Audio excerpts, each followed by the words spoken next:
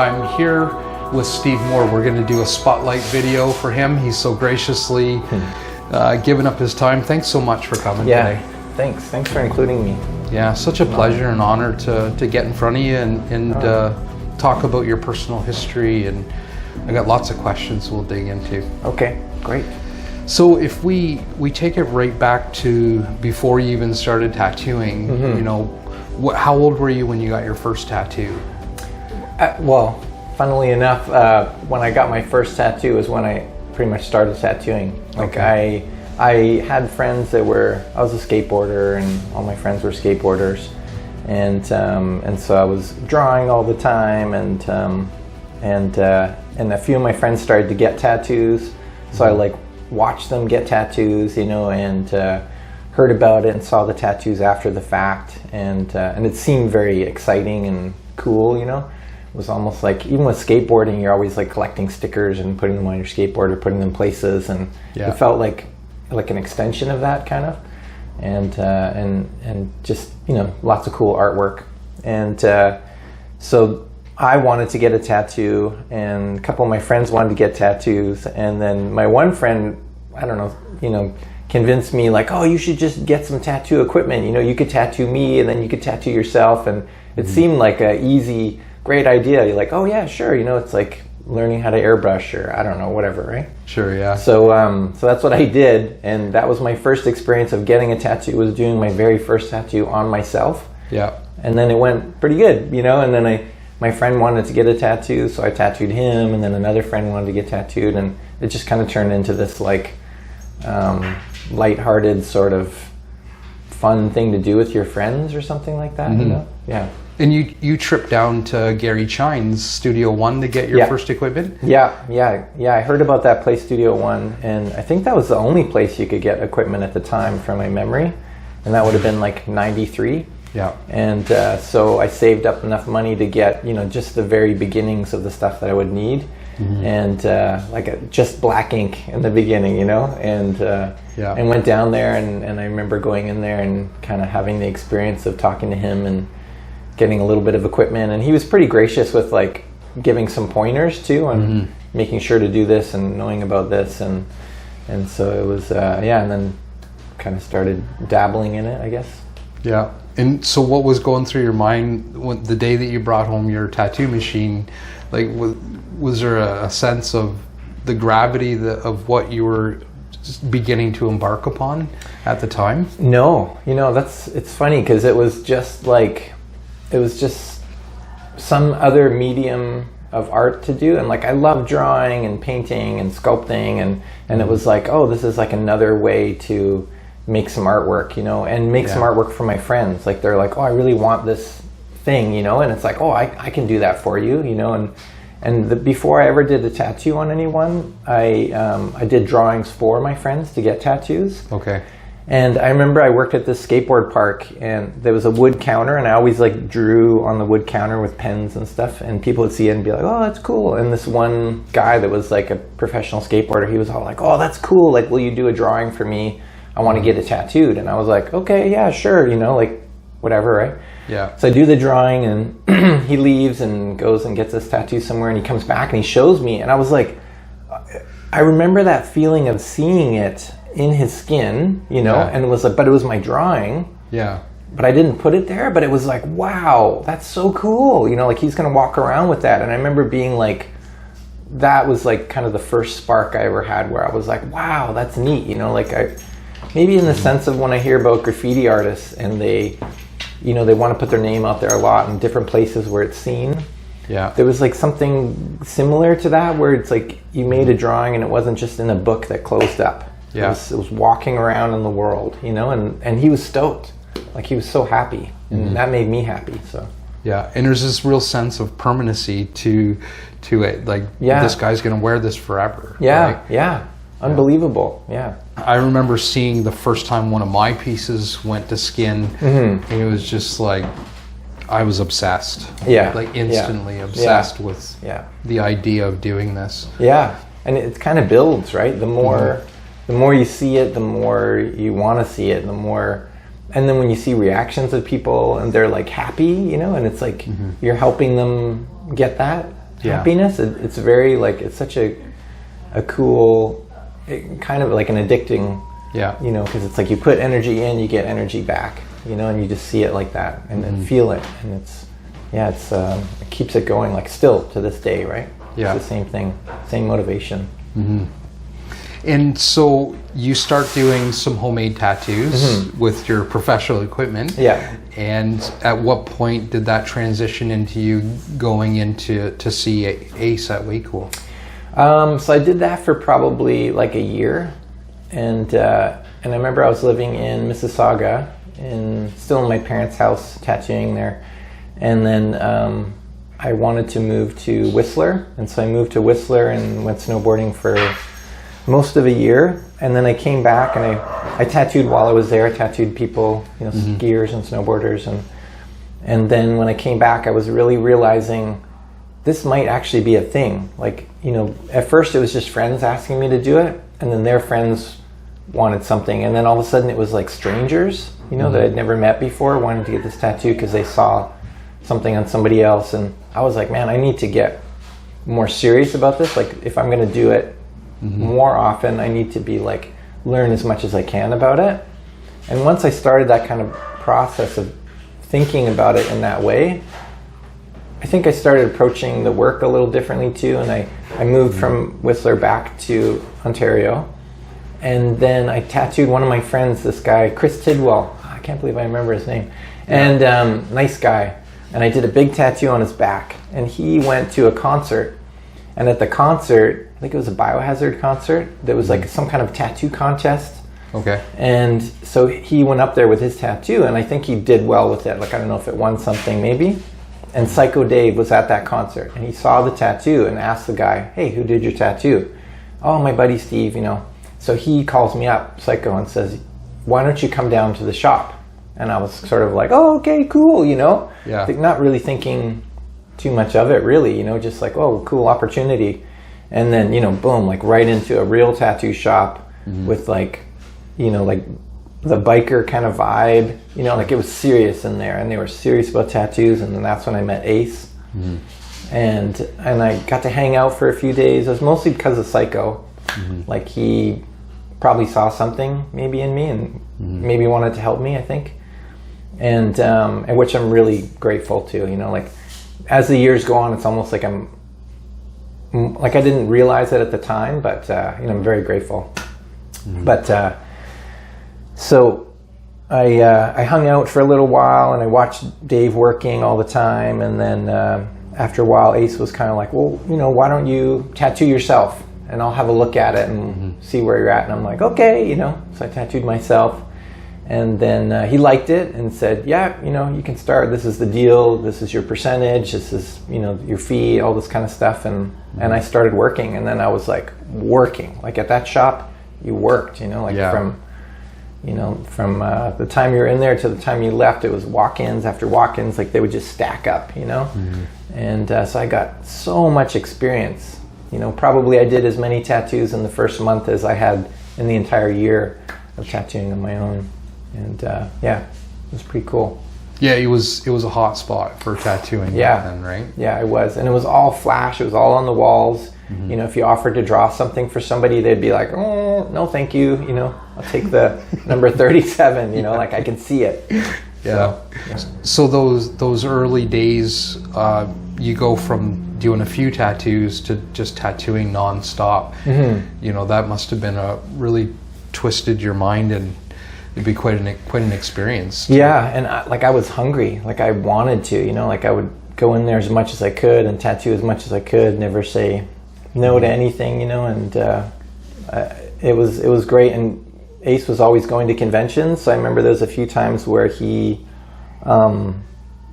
left town to go to conventions with the guys, and I was like by myself with somebody else, and so I would tattoo like 12-hour days.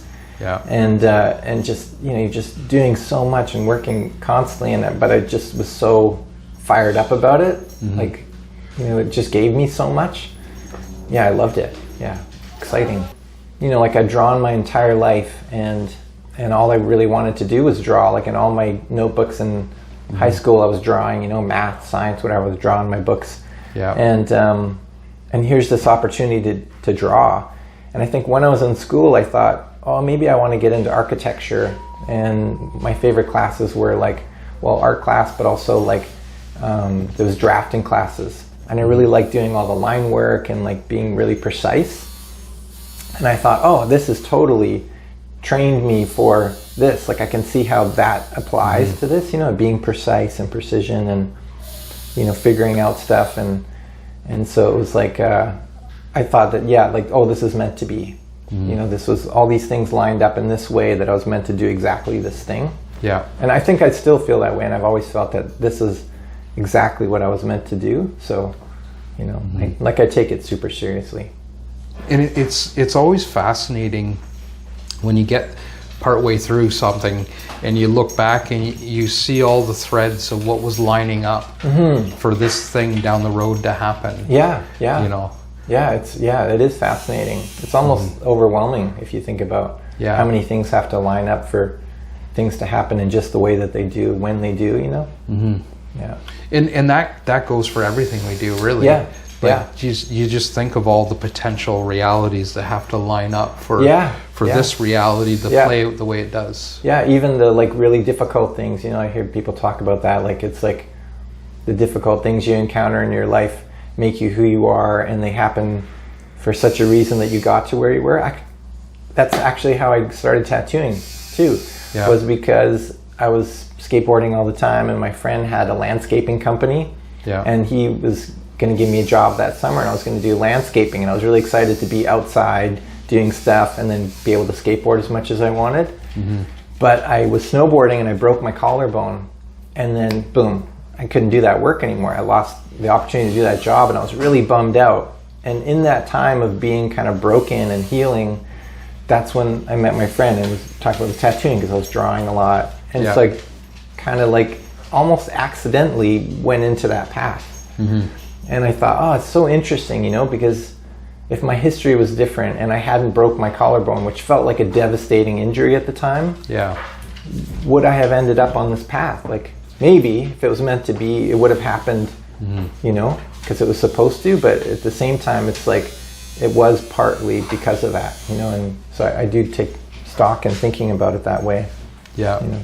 Well, there's that old saying, like, good news, bad news, who knows? Yeah. Have you heard that one? Yeah, sure. And that's just the way things play out a lot. Yeah. We think it's bad news, but who knows? Yeah, sometimes it ends up, you know, being good in the end, or like sometimes it's so far down the road, all the like little things like you're talking about, intersections, you know, and that it ends up being at that point, which ends up being good, but it has to be a few bad things along the way, you know, to get you to the... That's right. You know? I could say the same for this project that I'm working on.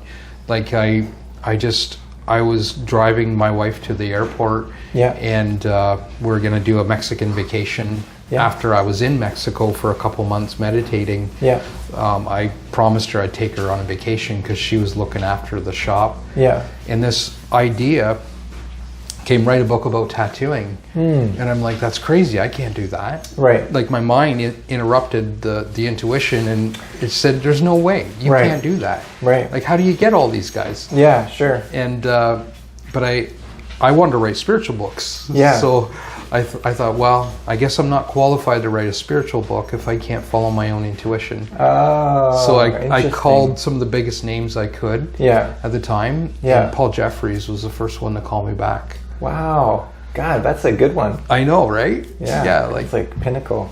So it was like, yeah, okay, I got to do this thing. Yeah. And then I got so far in the project, set it down, and it always was in the back of my mind. But I was waiting for my heart to nudge me. So, okay, it's time to do it again. Yeah. And I finally did, and now, and I felt sore about setting this project down because it's important. Yeah. But now I look at it, and I'm so glad I waited. There's so many people I would have never had the chance to interview, and this is kind of a side thing from our no, it's not a side thing. It's totally relatable because all that whole thing is kind of relates to everything. You know? Like even if you're talking about making a drawing, and it's like you can have inspiration to do something, and then you doubt yourself. And even while you're doing the drawing, sometimes if you let go enough and you just let it happen and come out of you, it usually lines up really nicely. But the more your brain gets involved and starts saying like, are you sure about that line? You think that's gonna, does that look, but it just, and it just kind of fizzles out. And it's like, how do you trust yourself enough? And like, for, you're talking about an art project, like writing a book. That's right. So it's exactly the same, and it's like, it's funny how our chatter really interferes in, just being able to let things flow in the way that they can. That's right. Not necessarily the way they should, but the way that they can if we're open to that happening, And I think, and I'd love to hear your thoughts on this.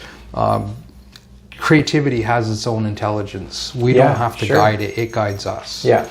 And, I was saying earlier, I did a talk down in the Bahamas at an ashram. That was my topic, creativity. Yeah. What is it? How do we tap into it? And, interesting. And it's more about not doing than doing.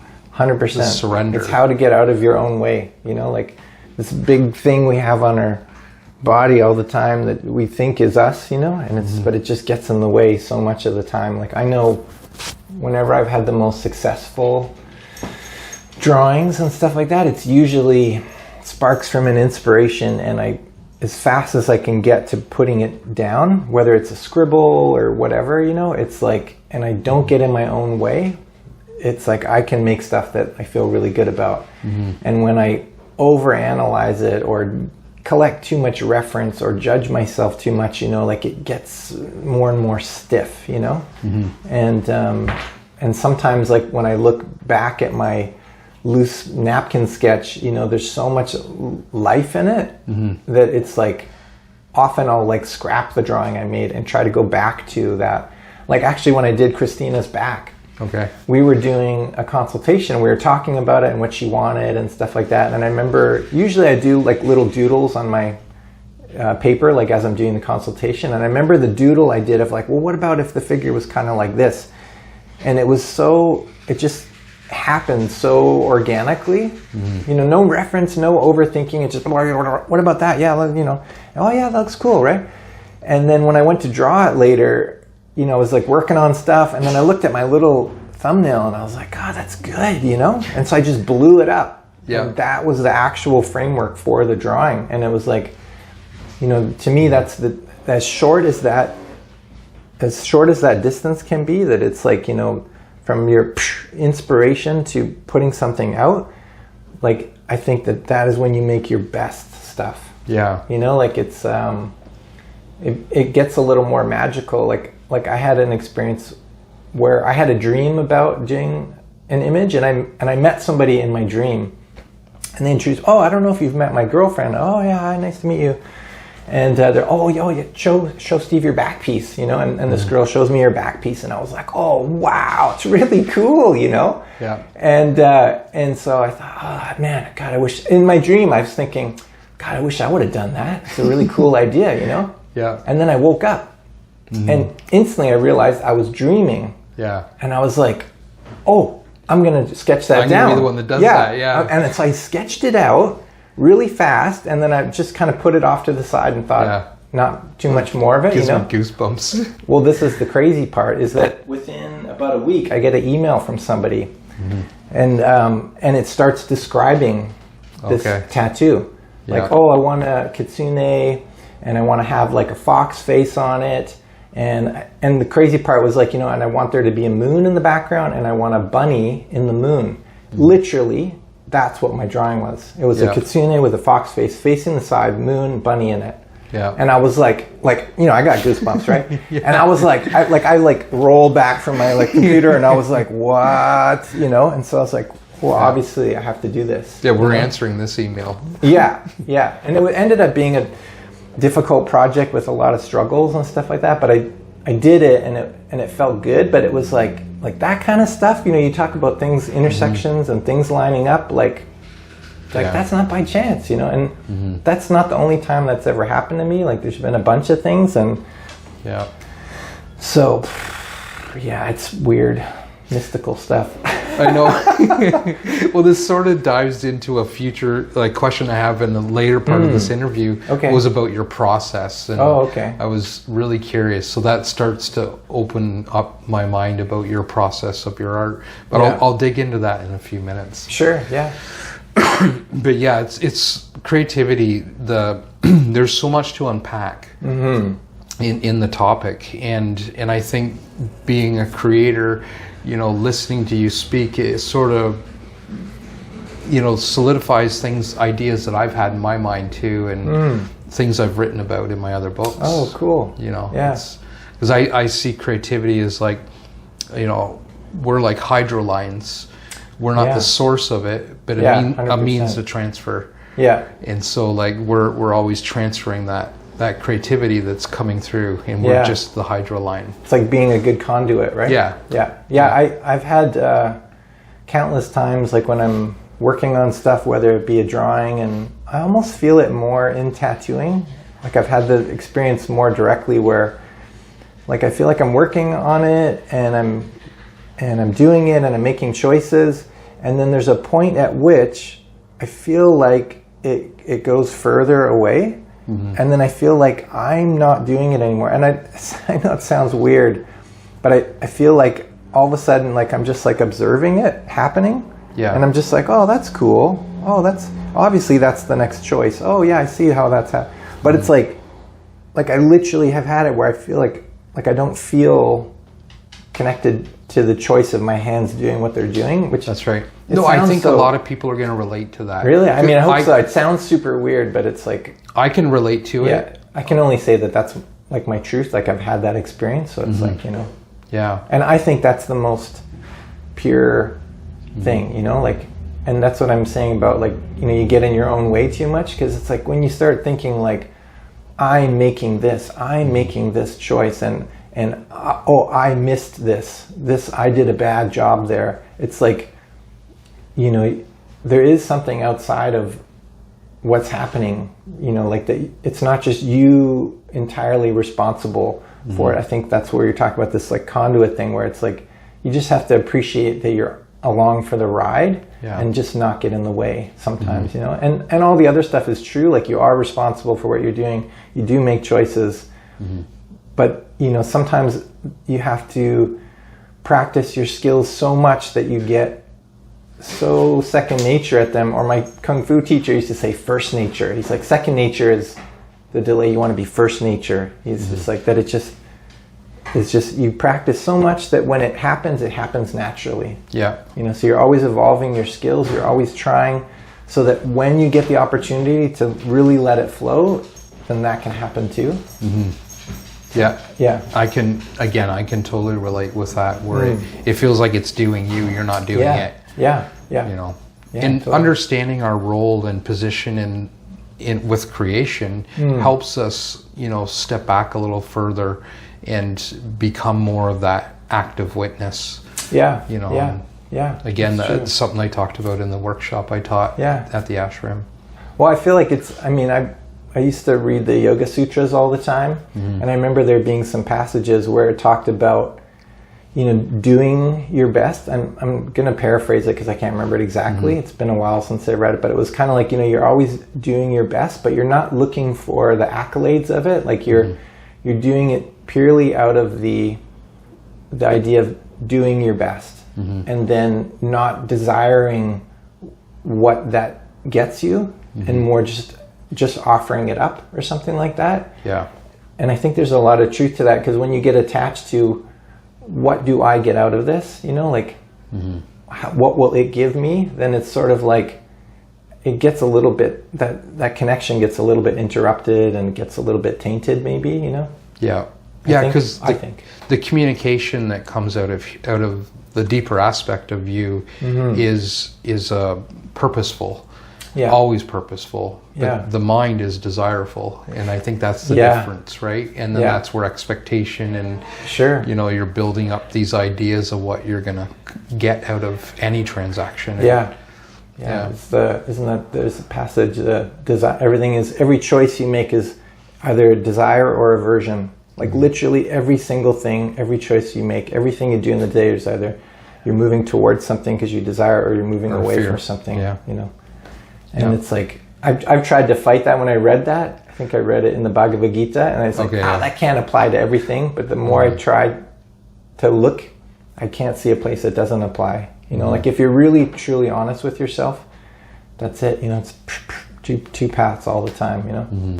Maybe the middle, if you're somehow free of that. But and I think that's where possible. Being quiet enough to hear the soul's guidance, that would be the middle for me. Yeah. But yeah, we could get into a whole nother interview. Sure, yeah. It's a yoga thing, isn't it? Yeah.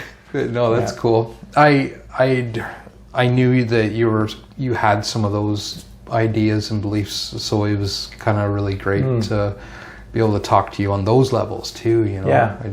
I think I respect that so much. Oh, thanks.